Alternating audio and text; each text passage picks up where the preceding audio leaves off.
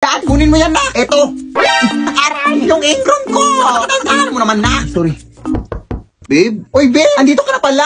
Sumakay ako sa jeepney. Ano yan? Ay, jowa ko pala, Nay.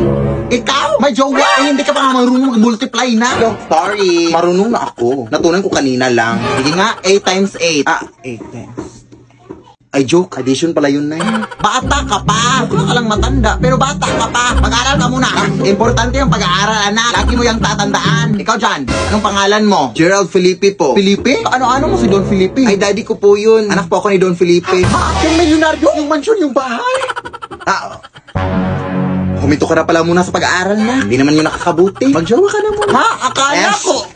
Kalimutan mo na yun. Ang importante ngayon mababayaran yung mga utang ko.